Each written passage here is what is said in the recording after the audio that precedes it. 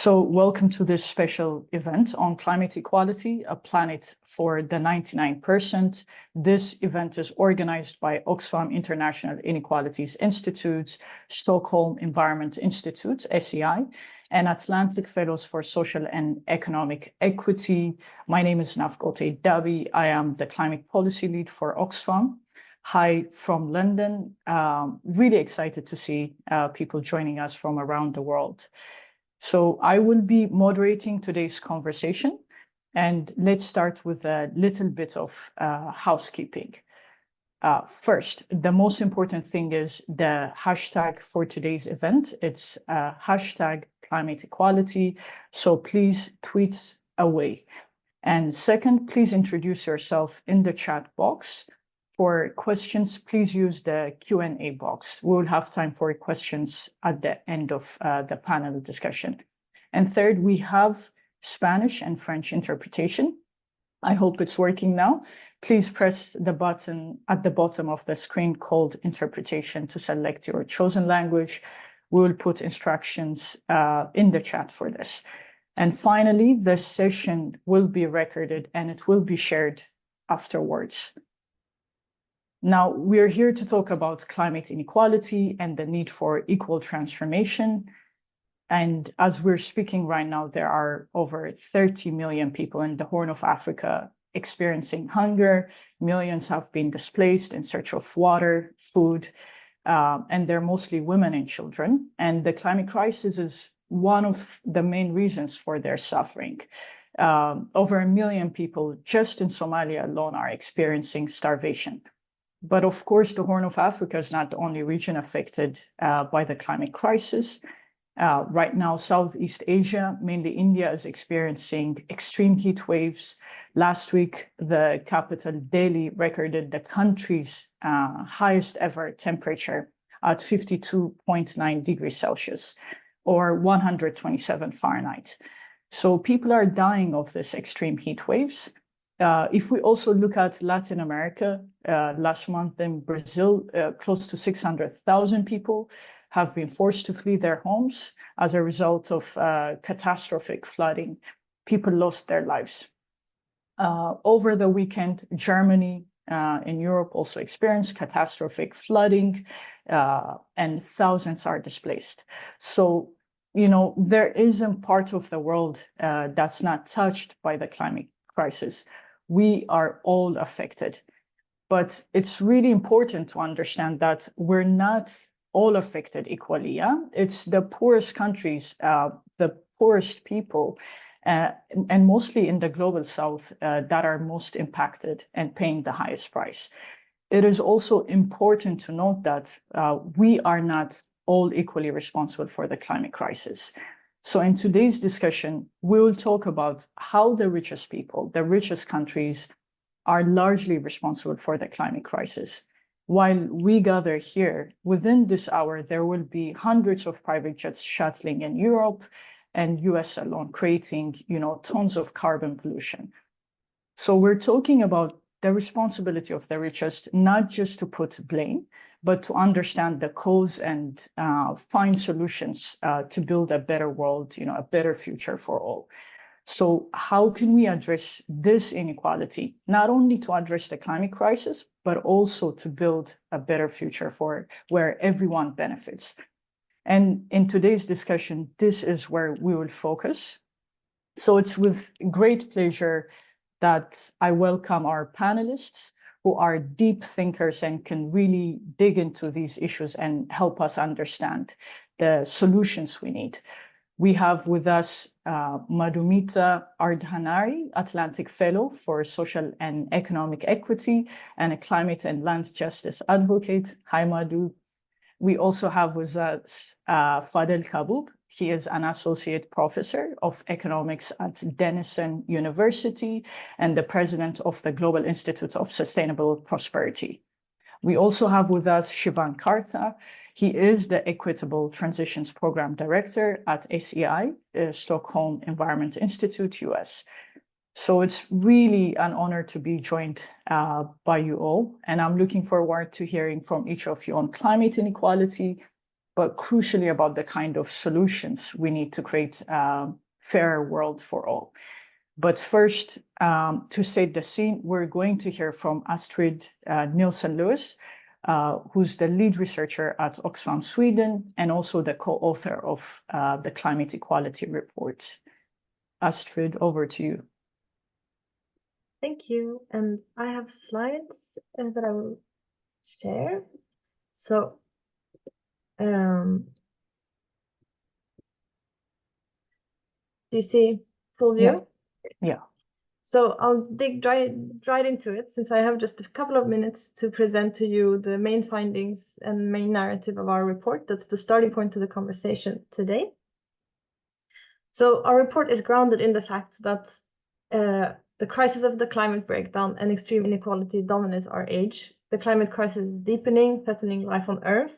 And at the same time, we have ordinary people worldwide, both in rich and poor nations, facing ever higher prices for food and shelter, while the richest see their fortunes grow relentlessly.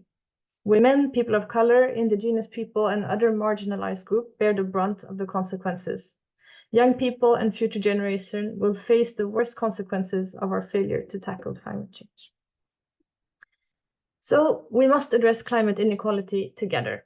And we need to address three main actors: global North countries' role and responsibility. Global North countries have been shown to be responsible for 92% of excess emissions.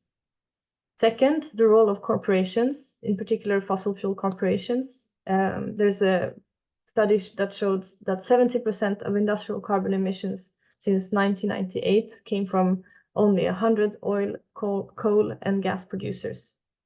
The third group is the disproportionate role of the richest individuals, and I will talk a little bit more about that.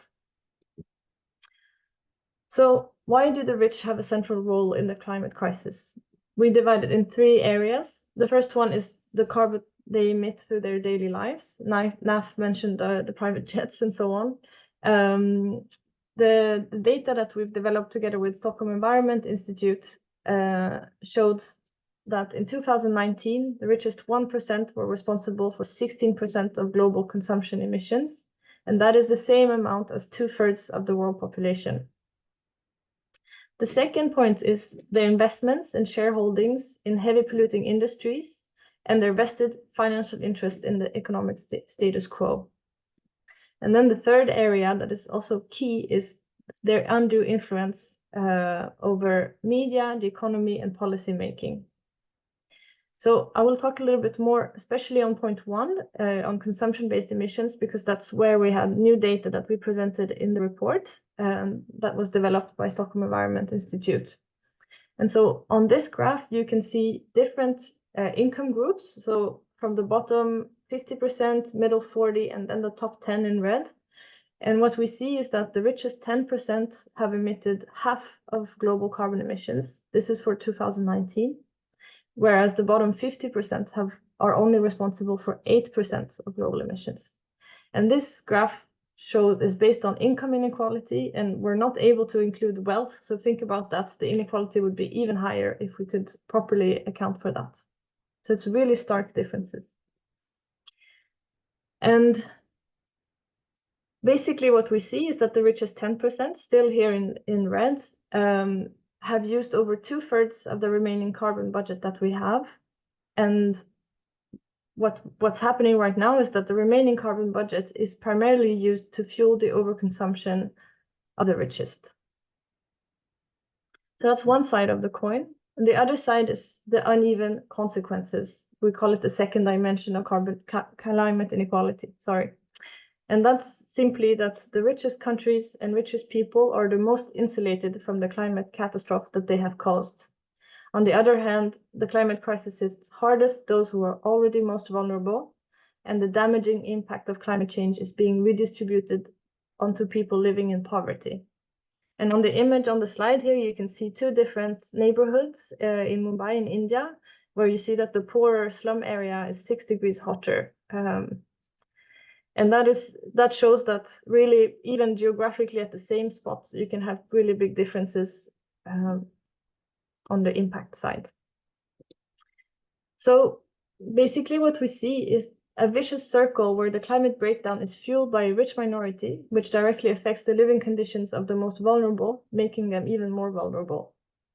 And in addition, we know that inequality has a range of pervasive effects on society. In more unequal societies, we see high levels of polarization, low social trust, and increased belief in conspiracy theories.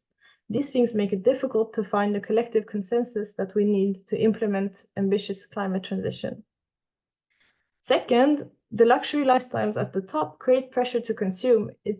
We see that in unequal societies, there is more pressure to overconsume with more spending on status goods, for example, but also that people go more into debt to try to live up to these consumption pressures.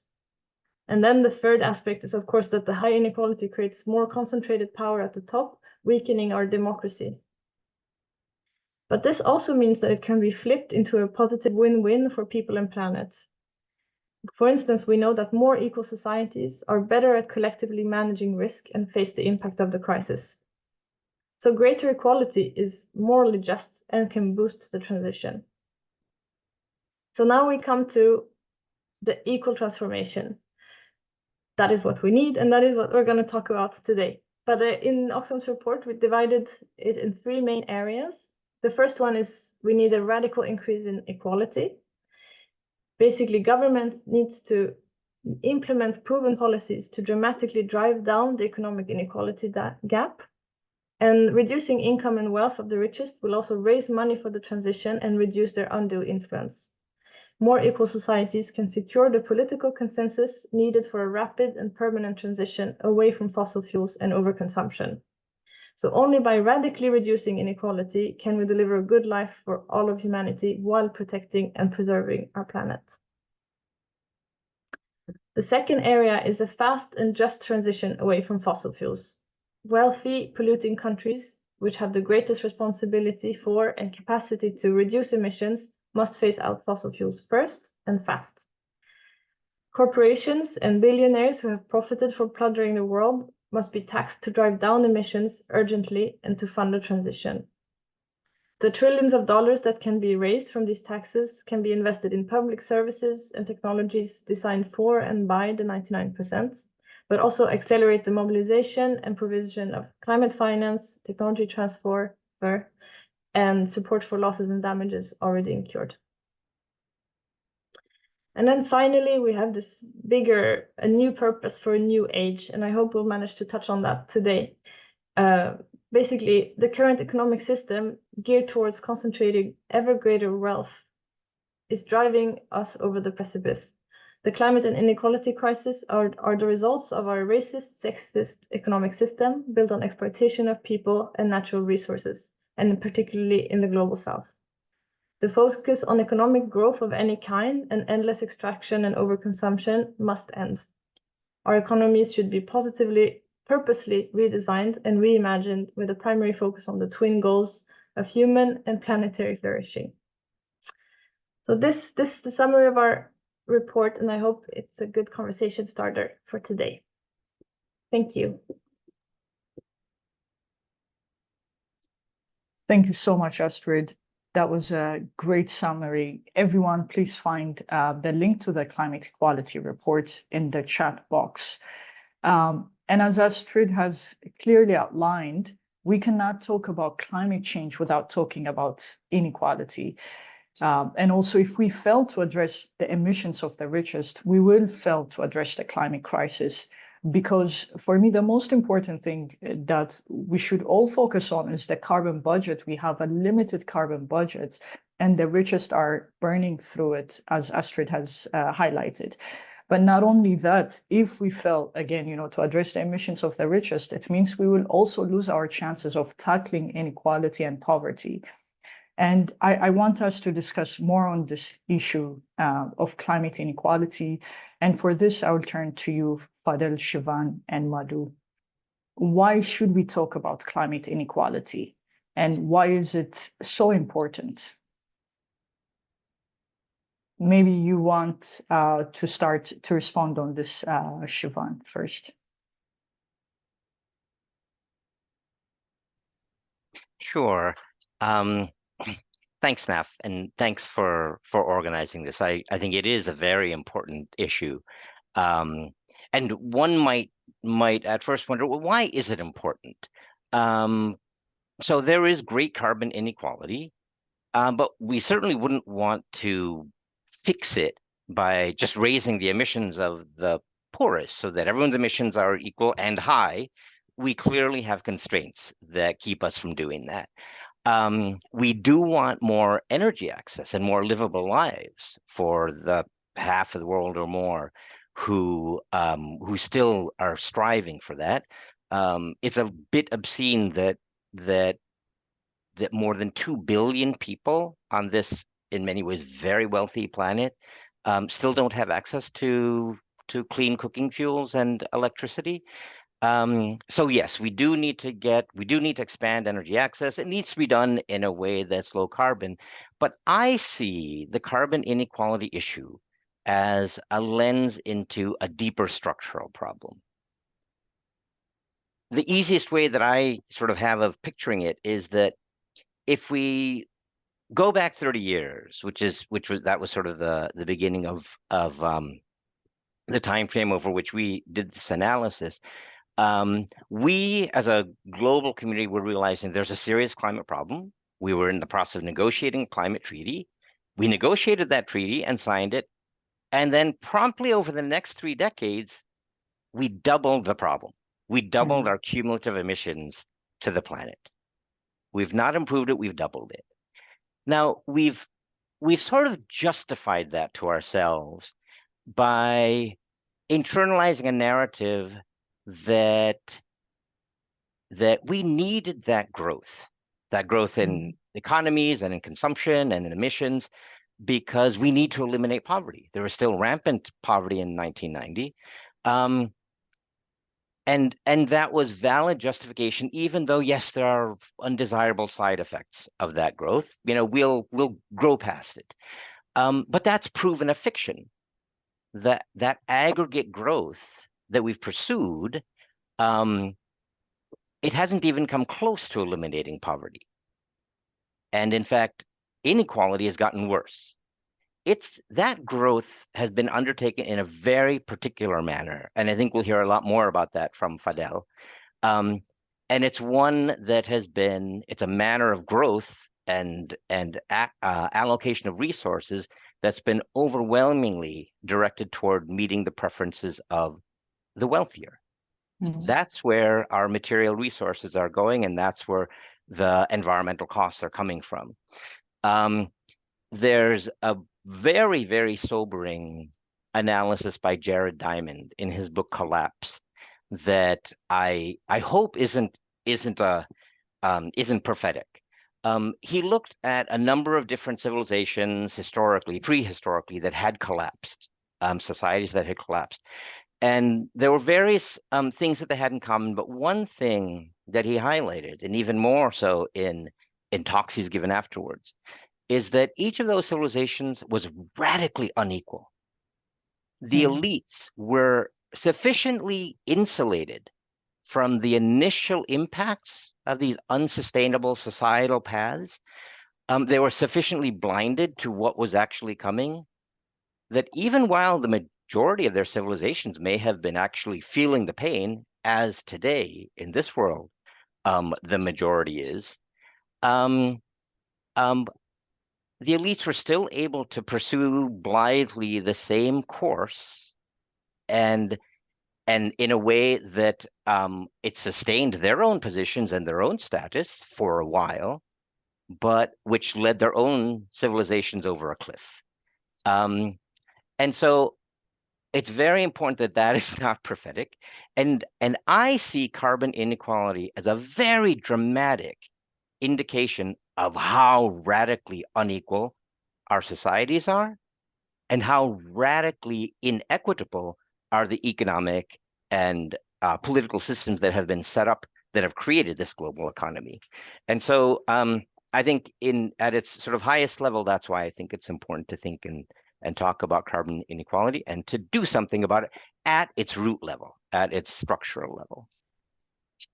Absolutely agree, Sivan. Thank you so much. And that really resonates with me because as someone from Ethiopia, when I look at the average per capita emissions of an average Ethiopian, it's below 1 ton. That says a lot, not the level of poverty. So that's why for me, it's really important to talk about the climate crisis, also linking it to inequality and poverty. I'll come to you, Fadhel. What's your take on this as well, on climate inequality? Why is it important for us to talk about? Absolutely. Well, first, thank you again for hosting this conversation and for starting us off with this quick summary from the report, and for zooming in on the issue of inequality when it comes to the climate struggle that we're dealing with. I'll start with maybe a provocative phrase, and then we'll unpack it maybe over the next few minutes, which is the following. We can't decarbonize a system that hasn't been structurally and economically decolonized yet. And I mean that in the fullest sense of the colonial term, not in the sense that this is something that happened in the past, but in the structural sense that there are persistent structures, colonial structures that still exist in the global South, and they have very serious social and economic and political consequences, and they also have climate inequality consequences. I'll give you a quick overview of what I'm talking about. So first of all, it's very important to recognize that colonialism imposed a particular role on the global South that can be summarized in 3 major points. Number one, we're supposed to be the place for cheap raw materials for the industrialized world to use. And that's been the colonial role, unfortunately, the post-colonial role, and this cannot be the role the global South continues to play moving forward. Number two, we're supposed to be the consumers of industrial output from the global North in our large consumer markets, and that's been the case during colonial times, post-colonial times, and this cannot be the same pattern we follow moving forward. And finally, and most importantly, we're supposed to be the place where obsolete technologies, assembly line manufacturing that is no longer needed in the industrialized world is outsourced to us to be assembled with low-cost labor under the label of development and cooperation and job creation. But effectively, what it does is that it locks us permanently at the bottom of the global value chain. So to me, when we talk about the concept of just transition, we usually underline the concept of justice, and inequality is embedded into that. But unfortunately, a lot of the climate space conversations at the intergovernmental level completely dismiss the real meaning of justice. That is, a system that created pollution, created socioeconomic exclusion, created inequality, created this massive damage that we see in the global South, is not embedded in the real conversations. But how do we transform the colonial role that's been imposed on the global South and leapfrog into a world of sustainability, equity, and justice? And that's really the lens that I use. And I'll give you one statistic maybe to illustrate this. And I'm glad we've seen the carbon inequality statistics and the introduction here. If you divide the world into global North and global South and net out all global financial transactions, trade, FDI, remittances from workers, even illicit financial flows, the last data point we have is $2 trillion moving from the global South to the global North. That is money moving in the wrong direction. Now, put that side by side with the climate finance numbers that all of us are familiar with. We have the loss and damage fund barely has $700 million in it, right? Compared to $2 trillion moving in the wrong direction. You have the Green Climate Fund, which with the last replenishment barely has $12 billion in it. And then, of course, you have the $100 billion promised from almost 15 years ago. Apparently, it was delivered according to the OECD, but the majority of which was loans and non-concessional loans. So, you put these numbers, side by side, and you realize we're not taking this climate challenge seriously, which means we're not interested in undoing the structural colonial engines of extraction of wealth, extraction of resources from the global South that produced that movement of $2 trillion in the wrong direction, that produced the carbon inequality that we're talking about, of course, at the global level, but also at the national level. And that means we're dealing with a global economic architecture that was not designed designed by us, not designed for us. So it cannot be the same global economic architecture that will deliver justice or equity or action on the climate front today. So what is this global economic architecture? So we can put it on the table for us to discuss from the beginning. It's the financial architecture. That's primarily the World Bank and the IMF. It's the rules of international trade and investment architecture. That's primarily the WTO, which is one of the big blind spots in a lot of these conversations. And of course, it's the international taxation architecture, which for a long time was in the hands of the OECD exclusively. And now, thanks to the vote last November, we're moving towards the UN tax convention framework with one country, one vote. So that's a process of decolonizing the system of international taxation. We still need to decolonize the financial architecture. Good luck doing that with the veto power of the United States. That's the reality. Forming the rules of international trade and investment architecture that's been enforced since the GATT agreements, and of course through the WTO today. And that means going after things like the ISDS rules, ISDS treaties, whereby a multinational corporation can threaten to sue a sovereign nation back to the dark ages. They don't even have to do it. Just the threat of being sued by one of these multinational corporations means that sovereign nations don't even have the capacity to put in place policies, let alone implement fiscal policies with the limited fiscal policy space they have to actually transform their economies and escape the bottom of the value chain and address the basic necessities that we're dealing with, whether it's health or education or infrastructure. So that is, to me, that is the core of the conversation. If the rules of the game, colonial rules, are still in place, then we shouldn't expect outcomes other than extraction of wealth and destruction of the environment. So I'll leave it at that as opening remarks. Thank you. Thank you so much, Fadhel. And this is going to play out right now in the Bonn negotiations. No, I understand you're in Bonn right now following the finance negotiation. And I hope during the discussion today, we will also touch upon how this is going to play out in the just transformation, because global South countries are also expected to provide the transition minerals needed. And as you said, the rule of the game is going to define how this is going to be done. Madhu, I'll come to you. What's your take on climate inequality? Why is it important to talk about? Thanks, Fadhel, Sivan, and Nafkote. It's interesting when the question is, why does this matter? Why does climate justice matter? And the first thought that comes to me is, how can it not matter? And for whom can it not matter? Who can afford to not think about climate inequalities? I'm Singaporean, and I think for the past decade, worked as a sustainability futurist in Southeast Asia, looking at different forms of issues, working in palm oil, textile, manufacturing, various supply chains. And it was just impossible to do any of our sustainability work without centering or thinking about justice. And I think that in a lot of these conversations, sometimes justice is thought to be the outcome, or we need to do something that reduces the justice, it increases justice and reduces inequality.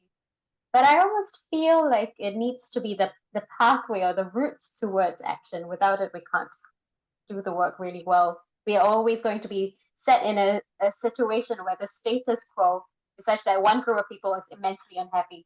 And that's sort of what we are stuck with. The human face and experience of impacts that go far beyond carbon in terms of freshwater impacts, biodiversity impacts, all sorts of things from land rights to human rights. For me, the thing that got me into what I'm doing right now was looking at land conversion practices in Southeast Asia and seeing that my country, Singapore, was seen as actually in some ways a developing country, but it's the world's largest importer of sand and sediment. And we were using it for land reclamation. We're getting the sand from different parts of Southeast Asia. And sediment, sand, is one of those materials. It's the world's most used solid aggregate material. And most of us don't think about it. And it has immense ecological impact. And Nafkote, you and I were talking yesterday about actually where does sand fit under in your SDGs or in a kind of global action. And the interesting thing is it fits everywhere and it doesn't fit into any one category because sand ecologically fulfills a filtration mechanism. So waterways are clean because we have all of this sand and sediment. Our benthic life and coastal life live well because of it. Coastal fishermen and livelihoods are highly reliant on it, but we don't think about it.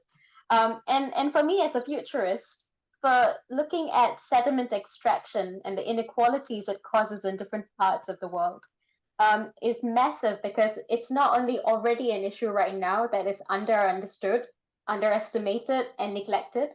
In the future, the expectation of extraction is going from 40 million tons a year to 60 million, just 1.5 times by 2030. So it's in the next 10 years, the rate of urban expansion and infrastructure development that we have is such that our material expectations of the footprint of that is going to really increase.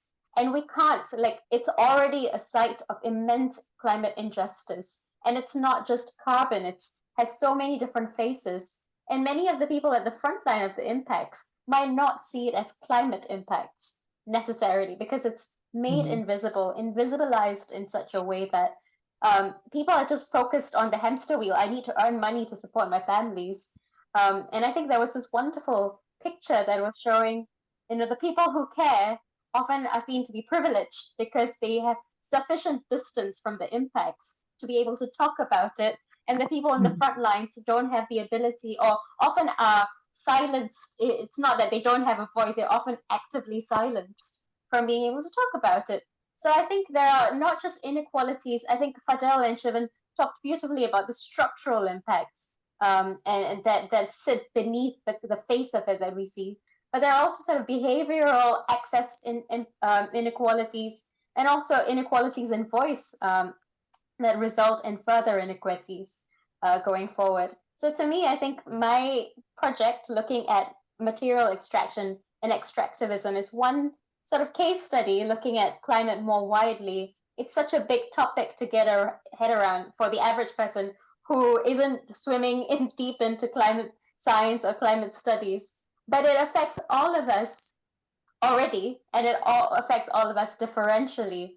And I think that sort of lack of empathy that stops us from seeing and caring about the experience of the other, to me, sits at the crux of the issue here of how can we experience and be attuned to this reality that is not often visible to many people. So I think that to me is why climate justice matters immensely, because it's almost like once you start plugging in, you see the world in quite different ways. And how do we not be trapped by just the statistics alone, but actually build the human face into building a better future for us in this very changing, volatile time that we live in? Thank you so much, Madhu. I think you have all done an amazing job in terms of outlining why we cannot talk about the climate crisis without talking about inequality. The example I mentioned earlier about the Horn of Africa, for instance, we keep on talking about the drought in that region. I'm sure many people have heard of the 1984-1985 famine in that region. But we're still in the same situation, no? And this really shows that we cannot talk about that region being affected by the climate crisis without talking about how poverty has, made things worse, how inequality has affected, ravaged the region.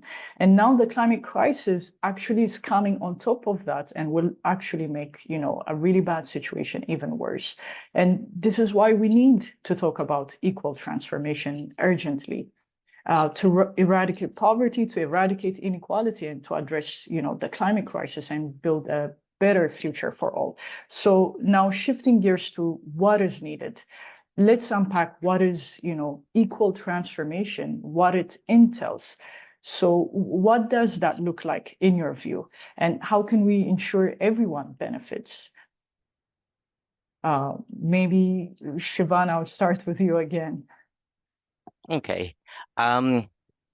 It's a difficult question on the one hand because it inevitably will be very situation based and location specific and country specific. But I'll say one thing about it that's somewhat general. It's absolutely critical that we recognize the potential social human consequences of mitigation policy. It's not some surgical set of tech fixes that we need here. We live in a global fossil fuel based economy, and shifting off of that means shifting the very basis that drives that global economy. Maybe if it was still 1990 and we had a long time to easily do it, it would be much more of a gradual thing. But now we have so little time that it requires some fairly radical change. It inevitably, and I think often environmentalists don't like to say this, it poses potential disruption. It poses costs. There are potentially winners and losers. It also requires a broad-based consensus. It's nothing that can happen one consumer at a time. It involves changing systems, transportation system, an energy system, and urban form and how we design it, and supply chains. The fossil fuel-based economy, it's a veritable network of chickens and eggs. Everything has to be, somehow done in a way that there's a determined shift to a lower carbon world. So that poses real uncertainty to people who don't know, what this means for them, for their lives.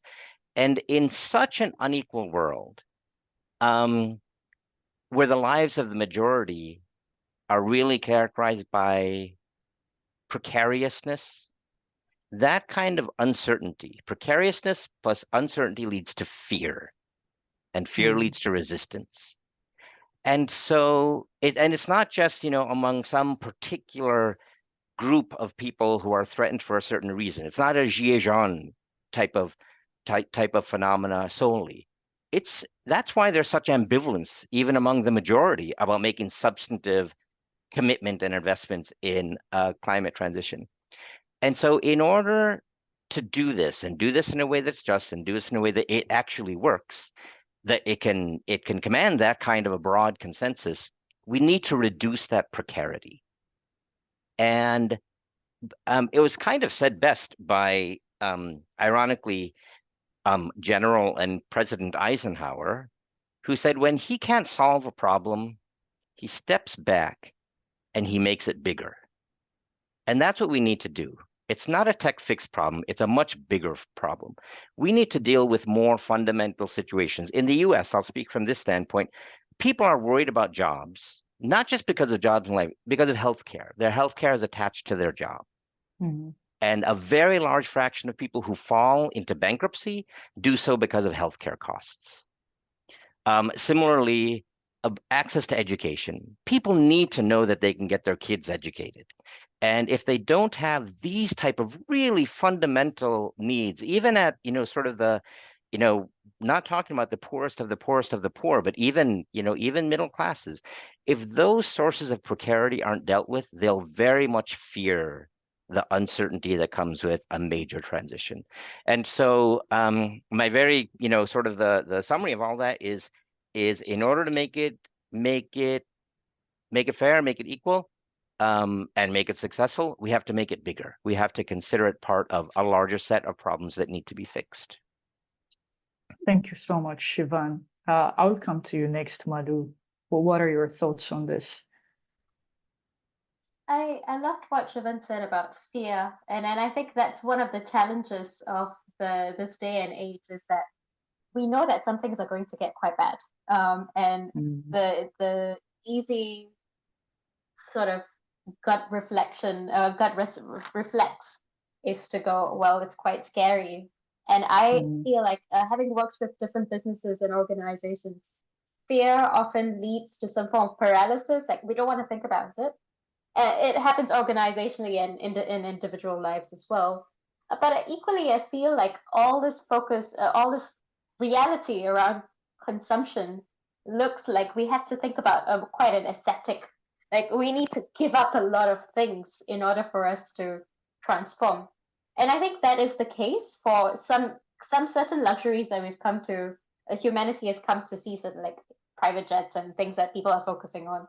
But I think the thing that I would love to see in terms of equal transformation is one level of care of the other, in terms of how can we obliterate sort of the kind of basal poverty levels. What does it mean to uplift? And I think a lot about the donut economics framework here around how do we live within the planetary thresholds and limits, biosphere limits, while increasing social kind of levers for change and kind of societal factors, whether it's healthcare or access to biodiversity or water for the clean water and so on.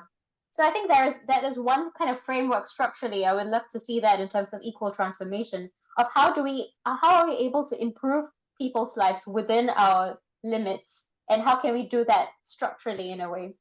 I think the kind of shift away from fear towards hope or towards meaningful action, this is where I would love for us not to think of it as a form of asceticism, of giving up. Oh my goodness, I need to give up so much in order for other people to experience justice, and to think of it as an either or, to actually thinking about it in terms of alternative value systems. If we moved away from this hyper-growth environment towards actually treasuring some of the forms of care and social reproduction that we see in the world. Particularly for me, I'm looking a lot at extractive industries, given that my research looks at sand, and that's my life project, is actually, we are thinking about the energy transformation and the food transformation, but this material transformation, not just for critical minerals, but also development minerals like sand, have quite great impacts. How can we not just think of it as reducing extraction, but actually, for the current social roles that these materials play, sand, for instance, I was in a conference last week where someone said it's the lowest cost carbon mitigation and adaptation mechanism, because just by leaving the sand inside, you're preventing floods, dispossession of people from their lands, droughts in other parts of the river system. Just that, if you think of it as a stranded asset class, sand can be seen differently from, oh, this is a material that needs to be extracted for us to build and grow. So I think there is two of those things. Is what are the overall targets and aims that we have as humanity? When we set ozone, kind of replenishing the ozone layer as a target, we actually could do that fairly well. Climate is so big that sometimes it's hard. And something about the donut economics framework that Kate Raworth came up with, I feel kind of does that in quite an elegant way. But this piece on moving away from fear towards changing value systems, not just a kind of like a Pollyanna style of hope, but actually moving towards a different form of what do we value and care about, and how can we put the right amount of, whether it's in pricing mechanisms, but also in terms of our own prioritization in day-to-day life. I think there is something about that that's necessary for equal transformation. Thank you so much, Madhu.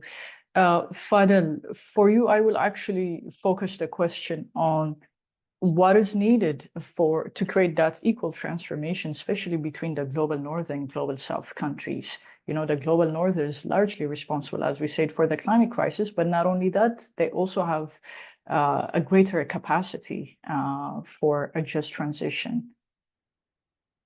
Absolutely. And I'll focus this question on two aspects. One is scaling up climate finance, and the other is where do we channel this climate finance? Because we could channel more finance towards more economic entrapment and further inequality, but of course we want this to be transformational on the economic front to reposition the global south at the center of the global economy rather than at the bottom of the global value chain, and to address simultaneously the climate challenge that we have.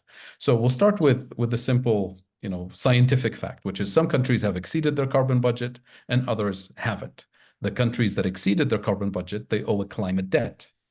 And a climate debt should be paid in three forms. Number one, debt cancellation. to allow countries in the global south a little bit more fiscal policy space to do what needs to be done.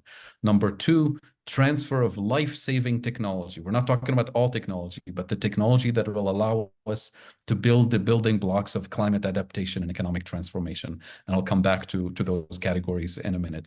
And number three, transfer of financial resources in the form of grants rather than loans that continue the economic entrapment. So that should be the framework for climate finance. Unfortunately, that's not the reality of where we are. Where we are is, you know, a recognition that countries in the global south need climate finance, and that the private sector, with all of its creativity, is going to come up with ways to deliver that. And we've heard this repeatedly. Unfortunately, there's going to be carbon market. There's going to be foreign direct investment. It's going to be somehow de-risking more opportunities for green tech to engage in investments in the global south. And a lot of it is extractive. Going back to the points that we made earlier. So that's the beginning of the conversation. The second part of the conversation is, where do we channel this climate finance once we actually scale up this, you know, climate finance at this level? And this brings me to the $2 trillion, to the extraction, to the colonial and neocolonial extraction from the global south. These need to be targeted towards sectors of transformation that end the colonial entrapment, that end the fact that, you know, Africa and the rest of the global south is to be locked at the bottom of the value chain. And here we identify three key sectors, and we've talked about this in the Just Transition report, which I think we can put in the chat, that was published by the Independent Expert Group on Just Transition and Development. Three strategic areas. Number one, strategic investments in food sovereignty and agroecology, which happens to be not only an economic transformation and a source of ending the debt, the external debt, but it's also climate adaptation policy. So it's a win-win on both fronts. I'll give you just one number. Africa today, according to UNCTAD, we import 85% of our food, when less than 100 years ago, we used to be the breadbasket for colonial powers. Not by accident, this has been by design, by designs of the rules of international trade, the agricultural subsidies in the global north, and so on. And since we mentioned Ethiopia and the Horn of Africa earlier today, Ethiopia today has 20 million people who are dependent on food aid from abroad, while Ethiopia's third largest exporting sector in terms of foreign currency revenues is exporting cut flowers. So a country that's blessed with the water from the Nile River and the most fertile soil is exporting cut flowers, while 20 million people are dependent on food aid. It's not unique to Ethiopia. I just wanted to mention this because it's a classic economic entrapment that must be addressed if we're talking seriously about inequality and climate justice. Number two, strategic investments in renewable energy infrastructure in the global south, which is our biggest potential, according to the latest report on Africa from the International Energy Agency. With existing technology, not future innovation, Africa today, by 2040, can produce 1,000 times its energy needs from renewables. 1,000 times. That's the type of energy system that will make OPEC look like child's play in the energy sector today. And that is the potential that we have. Not just to produce for the 650 million people in Africa who need access to electricity today, but to build the actual building blocks of development and prosperity, export the surplus, provide energy security for so many other regions of the world. And that is available to us today. And number three, strategic investments in real industrial policies that allow the African continent and the global south to escape the bottom of the value chain, which can only happen via regional industrial policies, regional cooperation, with global north cooperation, with transfer of life-saving technology, not to assemble products for the rest of the world, not to feed into consumerism and planned obsolescence and all of that, but to build the building blocks of climate action, of climate adaptation, which is to manufacture and deploy renewable energy infrastructure in the global south with the strategic minerals that we already have in the global south, to manufacture and deploy the clean cooking infrastructure with the materials that we already have in the global south, to manufacture and deploy the clean transportation infrastructure, again, to link our economies. And no economy can function properly without food, without energy, without transportation. These are the building blocks that we're often told, don't worry about those. The private sector will do them. prioritize cash crop exports, prioritize extraction of resources for the industrialized world. And this cannot be the path towards a just transition. So the good news is that all of these strategic investments are economic transformation types of investments, but they're also climate adaptation. And we need to call out our partners in the global north on the climate finance framework to stop kind of pushing this responsibility onto the private sector, onto the financial sector, and have sovereign governments in the global north who are actually responsible for consuming their carbon budget. It's their sovereign responsibility to tax and regulate corporations in their jurisdiction, to negotiate with corporations in their jurisdiction for actual transfer of technology, for actual transfer of financial resources to the global south, rather than expecting small countries in the global south to go after multinational corporations saying, you need to pay your climate debt. It's not going to happen that way. Thank you. Thank you so much, Fadhel, and thank you all. To be honest, I'm sure most of us, when we think about the climate crisis, it's a depressing issue in terms of it's, as I said earlier, it's coming on top of all the multidimensional issues that we're faced, especially for those of us in the global south. But when we think about equal transformation, it actually gives me hope that maybe there's an opportunity to level, the world, to give opportunities, for all those struggling, especially in the global south, by creating a well-designed equal transformation. Sivan, I want to come to you to ask, we've been talking a lot about, the richest people being responsible for the climate crisis. Of course, there are a lot of literature talking about the richest countries. I think by now everyone knows. But when it comes to the richest people being responsible for the climate crisis, how can we keep them responsible and accountable, but also tying it, not only in terms of reducing emissions, but also to make sure that they're going to provide the finance needed, especially for countries in the global south? Yeah, good. I'm glad you've raised it this way, because when talking about carbon inequality and the emissions of the rich, the immediate response people have is, okay, how do we deal with those particular forms of consumption? Whether it's, yachts or space tourism or multiple homes, or how do we deal with, and right, it's not an issue of just those specific forms of consumption. It's also the role they play in the world. And so how do we ensure that? And I'll come back to the comment I made about Jared Diamond's book Collapse. Elites, so the rich who do have these very, very large carbon footprints, also see themselves as still having a lot to gain from the current fossil fuel-based path that we're on.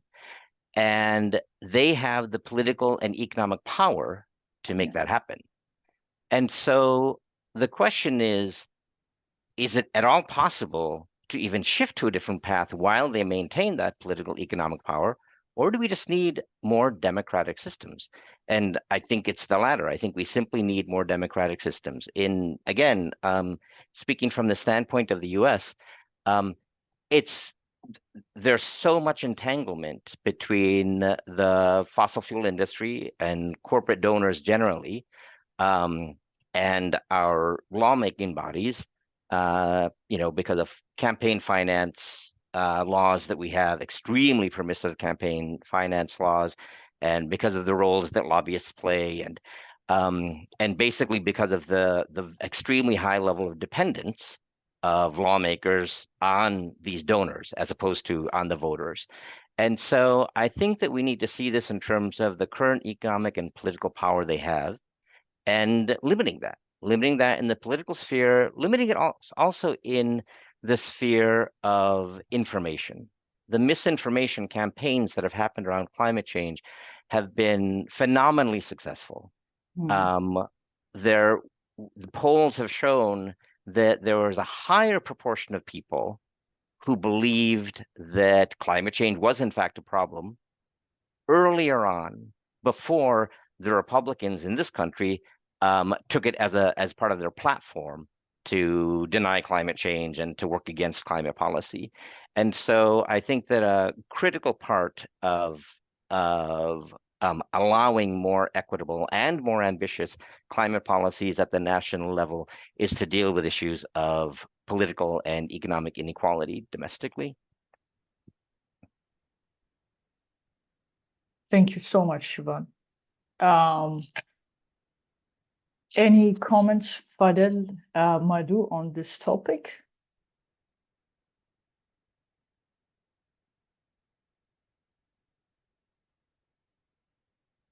Okay. Madhu, you want to go ahead? Or You go first, Fadhel. It's okay. okay.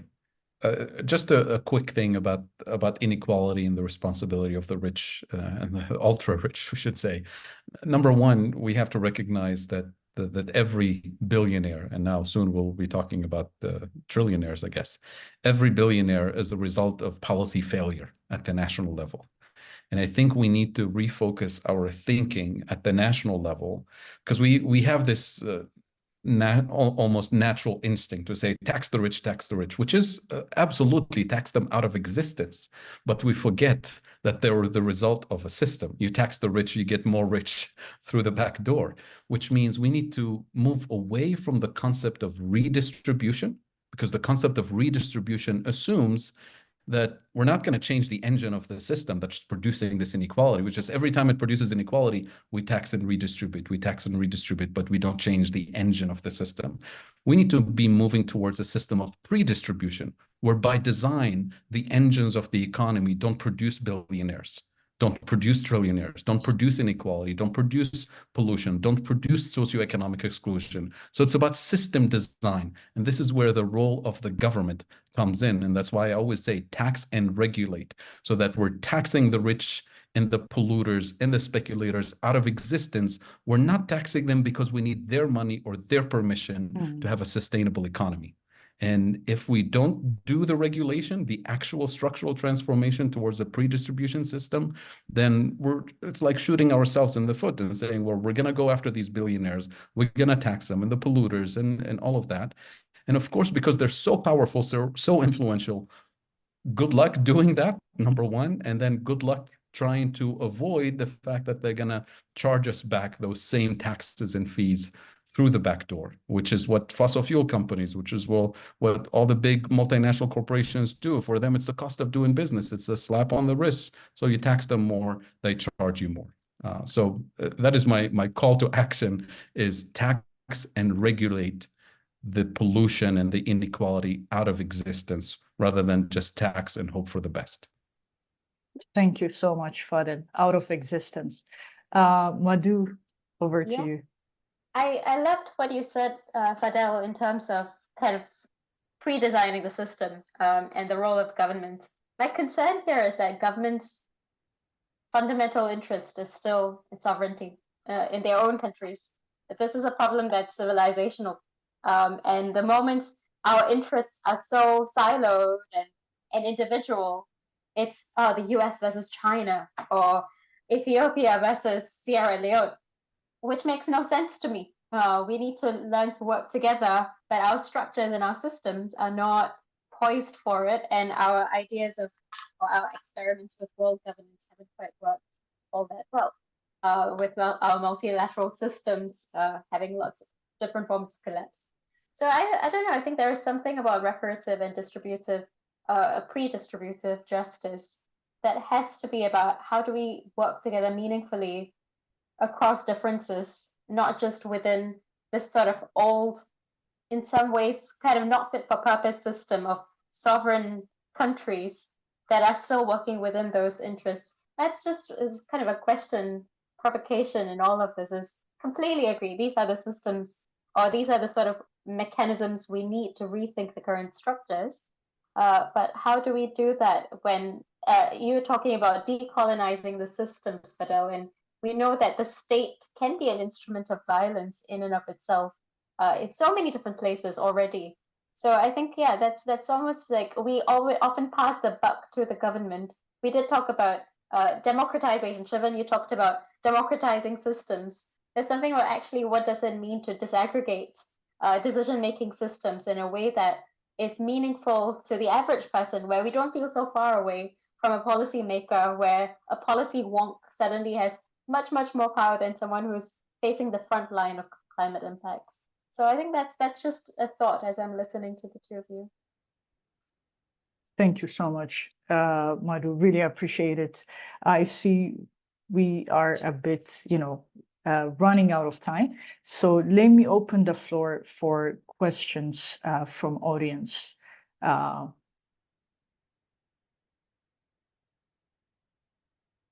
Peter, are there questions from the audience?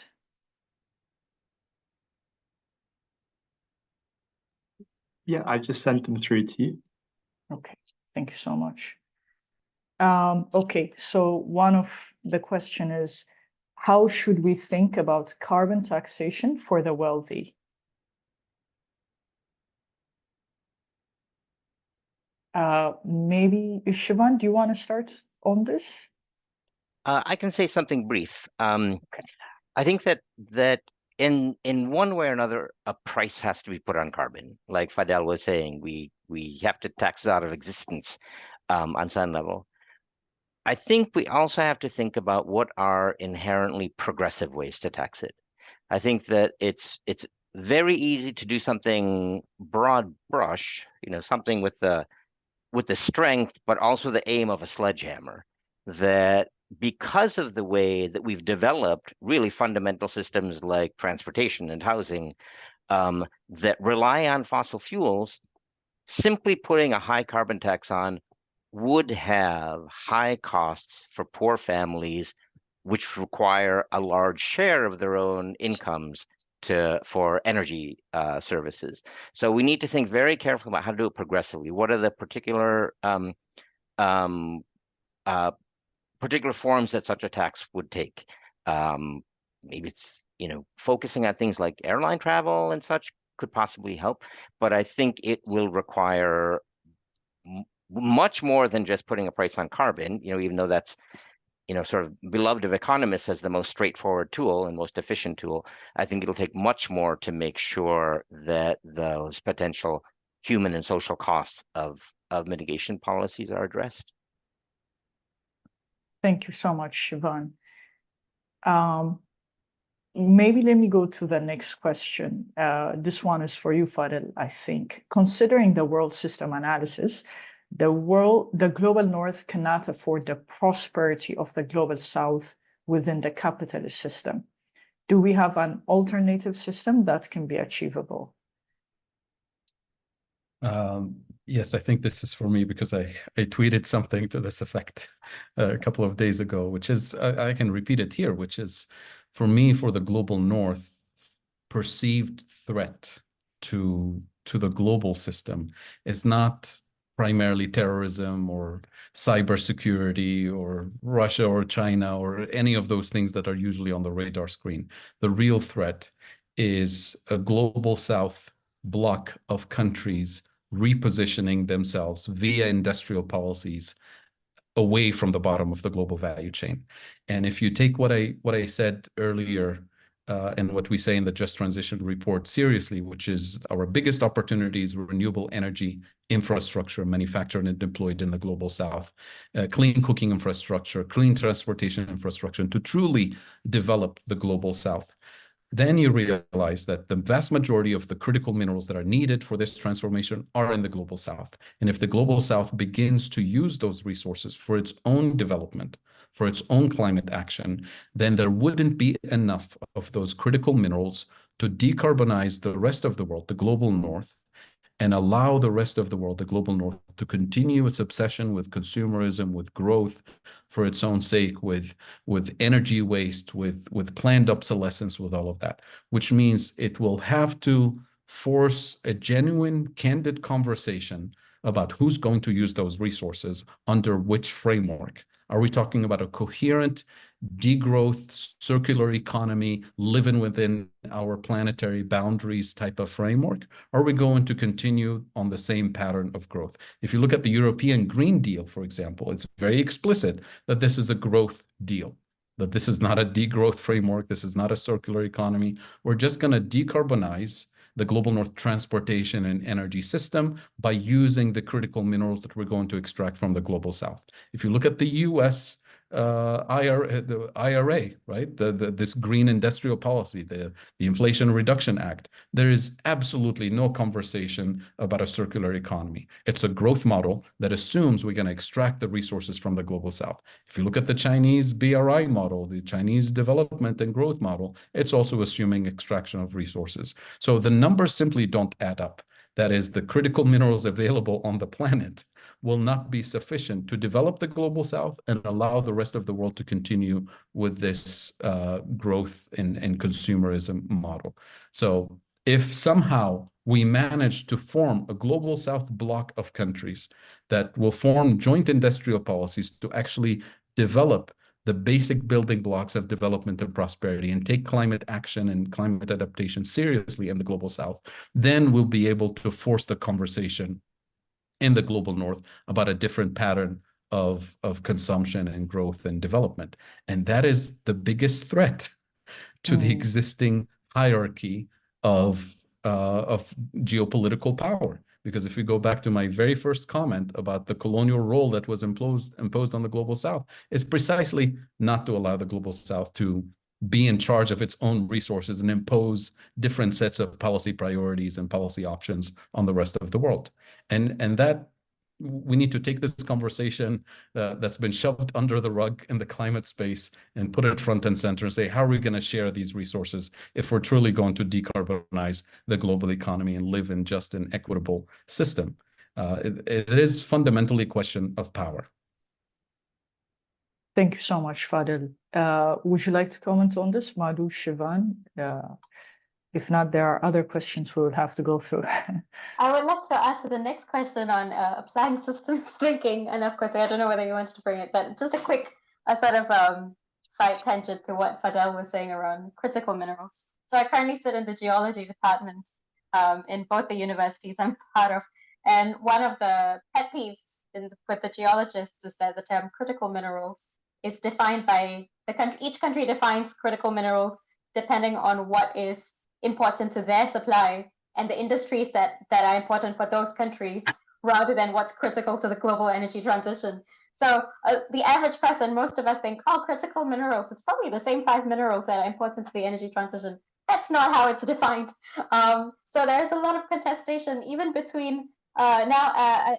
The African Union has come up with its own definition on critical minerals. So it's quite interesting to think about, depending on what the goal is, how pathways can differ significantly. And if it's entirely about security of mineral security versus actually planetary, kind of working within our planetary limits to have a thriving human experience, that's quite different, isn't it? So just a quick tangent before looking into this next question. Nafkote, do you want to? Sure. Yeah. The next question, how can we apply systems thinking to address the nexus between climate justice, equity in trade, and health systems in order to create more holistic and effective solutions? I'm happy to kind of do a quick round in this because my work was on systems thinking for the last decade. And one of the key things that we look at is we tend to think of systems as quite enclosed. And the reality now is that our worlds are changing, especially as we hit different thresholds, environmental thresholds. Certain feedback loops we knew, like, if you extract more, it's going to end in these. If you produce food in this way, these are the kinds of impacts you will see. These kind of predictable impacts are shifting. And we are going into this kind of world of more weirding and more uncertainty in how we experience certain impacts, and that some of these are foreseeable and some are not. So I think there's something about systems thinking, which is not just about mapping the current impacts and the current ways in which they interrelate and understanding and bringing them into focus. And some of what we've been talking about is just obfuscation with the hiding and silencing of various issues. To bring them to the front is already important in systems thinking. But there is something about how our world is changing and the sheer amount of uncertainty and the shifts in feedback loops that we might not be anticipating. Like, for instance, one of my colleagues who was working on climate science, he was talking about how in the last 200 years, most of human agriculture has happened within a 2-degree band. So we know predictably certain in some ways on how that works, and we don't know once it goes past that threshold, and we've already been hitting some of these different thresholds. We don't quite know exactly what those feedback loops might look like and how they might spin out of control. So importantly, within futures and systems work, is not just to map these connections that exist, but to actually build our imaginations of what if X happens and what if Y happens. How will we plan around it? And I've worked with organizations on things like scenario planning, but we realize that often people who do scenario planning end up focusing on plausibility rather than possibility. And there is something about climate science where even sometimes the scientists don't want to scare people. And there was this conversation we had about how in certain projections, there is the purple, which is the worst that can happen, and the red. And a lot of scientists going, we don't want to scare people, and we want to look at the red and not focus on the purple too much. And I think that we have to be able to face, we can't act out of fear, but we have to be able to look at the range of impacts. And I think that requires the average person on the street to be able to engage with these interconnections and to be able to put themselves within it and to not see it as this antiseptic, clean, white sheet that people are putting post-it notes on, but to be able to place human experience within the system and to locate ourselves within that. So those are some of the things that I think are quite important in doing systems analyses. Thank you so much, Madhu. Last question. What are the hopes for CAP and share licensing and global dividends? Any taker on this question? I could say something about that Thank briefly. you, Sivan. I guess there are two ways of possibly answering it. One is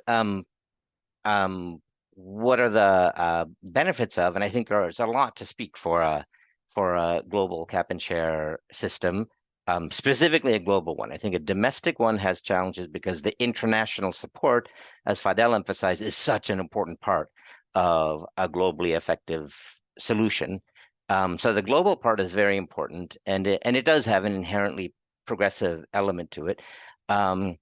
It's very similar to, in its sort of generality and bluntness, to a carbon tax. So it would still need to be in the context of broader thinking about how to make the whole package equitable.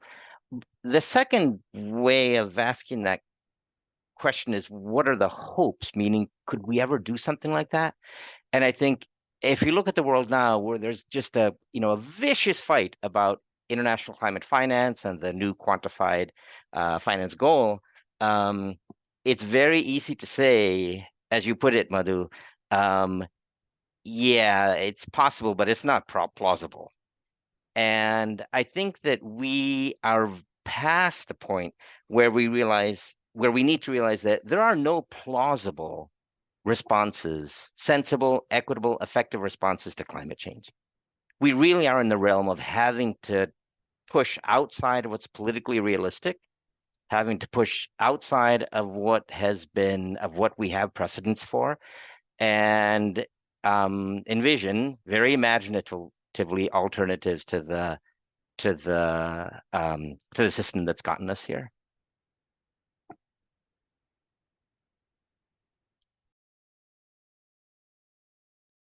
Sorry, I was on mute. Thank you so much, Sivan. Last question actually from me, because we often talk about how governments have failed us in addressing this climate crisis. If you were given power, if you were in charge today, what is the first policy that you would enact? I'll start with you, Fadhel. Oh man, I'm never in that position of power, but if you give me this power, this is what I will do. I will form a bloc of global South countries to form a joint industrial policy. Why joint? Because nobody can industrialize alone if we're going to transform the position of the global South. And we have a small window of opportunity in the next few years, in particular because of this panic over strategic minerals or critical minerals, and that different countries want to dominate, primarily the US, Europe, and China, of course. And I would strike the bargain of the century with one country that has the entire value chain, for example, that we want to replicate in the global south. That is manufacturing solar panels, for example. That is a country like China that has the processing of the minerals capacity, the technology to manufacture, and so on. And say, here's the deal. In 10 to 15 years, we give you the opportunity to double your industrial footprint globally, you double your geopolitical weight globally, and you secure your access to these precious minerals that everybody wants. In return, you replicate the entire value chain, as in transfer of technology, as in joint ventures, to be manufactured and deployed in the global south on our terms. And we define the terms in terms of labor rights and human rights and extractivism right. All of that, we have to do our homework. Just triggering that process immediately gives us a second bargaining chip to go to a country like Germany and say, we want transfer of technology for wind turbine technology on our terms. If they say we don't do that, we don't do transfer of technology, we try Japan. If Japan says no, OECD countries, we don't do that, then we go back to China and say you have an opportunity to triple your industrial footprint. Of course, it will immediately trigger cooperation from the global north on new terms of engagement. And then you go to France and say, we want high-speed rail manufactured and deployed in the global south on these terms. If they say no, we say, well, try China. They also have high-speed rail. Just triggering this geopolitical bargain allows us to completely enter a new world of multipolar, stable, balanced economically and geopolitically world that repositions the global south at the center of the geopolitical and economic system rather than at the bottom. And I think if we miss this opportunity in the next 5 to 10 years as countries of the global south, I'm afraid we're not going to have any opportunity for another 100 or 200 years. So that's what I will do if you give me power in the next few days. Thank you so much, Fadhel. I can see Sivan and Madhu, and maybe some of our audiences are going to vote for you. And over to you, Sivan. Okay. I'm reluctant to answer because given how I feel about and think about the climate crisis, it's sort of a morally challenging question at best, and maybe even a trick question, because I think that if I had sufficient power to actually do something myself single-handedly to enable this massive transformation, then there's probably something wrong with the political system in which I'm operating. That too much power has been invested in one person. I feel a little bit like Frodo at the gates of Mordor, and I have the choice of keeping this ring, but we know that absolute power corrupts absolutely, or tossing it into Mount Doom. And so I think my first move would have to be to try and take steps that help to further democratize the system. Maybe that has to do with campaign finance in this country again. Maybe it has to do with voter rights and voter legislation, but it would have to be something that would increase the chances that the power of those who are continuing to benefit from a fossil economy could be diminished. Thank you so much, Sivan and Madhu. It's all, I feel like in today's conversation, we've seen the knots that you get to. If you do X, the system will push back in these ways. And if you do Y, you're still stuck with the system that does, that's capitalist and so on. For me, anything I would like to do would be about what are the levers of productive disruption that will actually fundamentally change valuation systems and value systems. And to me, a lot of that sits already with the youth and youth movement building that's happening in the world. And to me, I think there's something about there are all these things about participatory budgeting and participatory policies where bringing youth and people who are thinking differently about what the good life is and what a better world can look like, especially in terms of intergenerational unfairness and inequity that's happening, in that we're not just seeing it in between countries, but in between generations. So I think there is something about that that's quite important. But equally, the thing that I keep coming back to is what is our matter of care and empathy in someone, especially if there is something about power sharing or power ceding that requires us to be able to see the other as deserving of dignity, of a good life, and that doesn't kind of make immense inequality okay. And I think that has to go back to some level of education. So I think that education policies that actually do two things. One is be able to place empathy and be able to understand the experiences of people experiencing frontline climate impacts has to be in place. Because if not, we're all kind of sitting in our own experiential bubbles with a lot of blinders in how the world is experiencing climate impacts. So that's one element of kind of education and empathy. But the sort of second element on education and empathy is almost kind of a lot of the urban world, and not just global north, in the global south, those of privilege as well, are so distanced from impacts and kind of extraction and things like that. And there needs to be something that is about going back to nature, going back to our land and understanding land justice. And I think that if we don't have that level of attunement, I worry that a lot of the forms of climate action that happen reproduce the same kind of existing extractive, angry value systems. So to me, I think there's something about education as well as building youth power and democratizing through this intergenerational youth power is immense. Absolutely agree, Madhu. Thank you so much. What a powerful way to end the session. So thank you so much, friends and colleagues, for all your contribution. It's been a frank and really illuminating discussion. We have heard compelling arguments against growing inequality. What we need now are policies to cut emissions of the richest, policies to redistribute wealth, to decolonize the political system, the global system, policies for equal transformation. You can read our recommendations on this, on our report, Climate Equality, A Planet for the 99%. We're sharing it in the chat. We're also sharing critical works by the panelists on just transition, on sand, and so on. So please find the links in the chat box.